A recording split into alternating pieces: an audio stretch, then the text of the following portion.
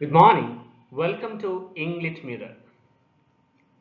Today we start our criticism class, and here we start to discuss Plato.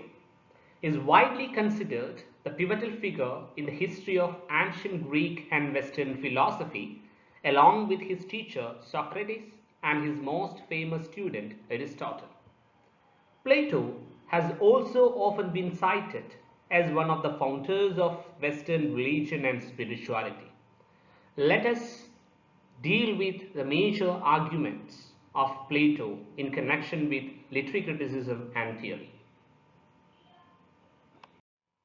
The ancient Greeks had literature but not literary theory until Plato came along. Ancient Greek literature included epic and dramatic poetry, comedy and tragedy, and perhaps some other forms of storytelling. These forms were presented orally through characters who acted out human situations and thus provided models for human behavior and interaction. Plato founded a philosophic tradition in which reason, the human capacity for rational thought, became the highest and most desirable form of thought and the preferable means for conveying cultural knowledge.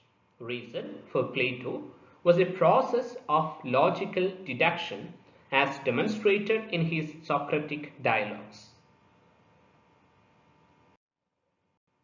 For Plato, art, because it aroused the emotions, could never be true in the way that reasoned argument could be true. Truth for Plato could only be apprehended through rational thought, as exemplified in mathematics.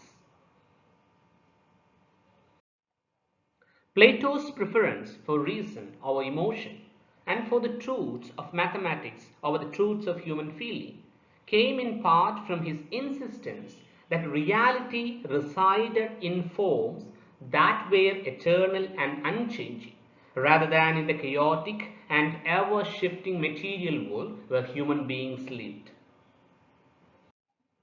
Plato and all Platonic philosophical systems that followed him imagined the world that we can perceive with our physical senses, the world we can touch, smell, see, hear, and taste, as an illusion or a reproduction of another realm, a more perfect world, which is the world of the ideal. According to Plato, we can understand the world of forms.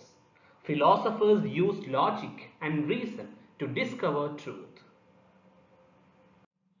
Artists, by contrast, evoke emotions by making representations of the world we can perceive through our senses.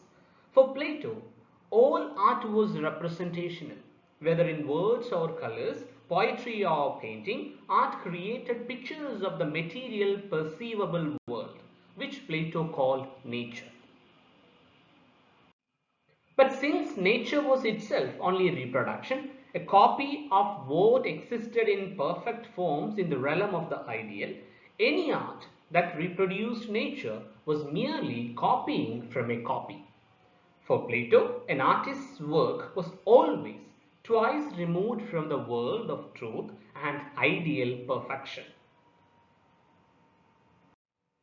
Plato worried that art and artists might threaten social order because they might distract citizens from the pursuit of the eternal truths, which were the only unfailing source of goodness.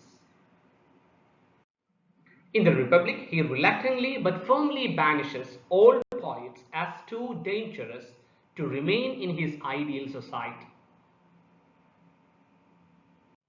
His concern with the content of literature begins a tradition in literary criticism and theory which focuses on the effect that literature has on its reader or audience. This tradition of moral or didactic criticism argues that literature is so powerful a medium for arousing emotions without necessarily presenting any rational assessment or tempering of those emotions.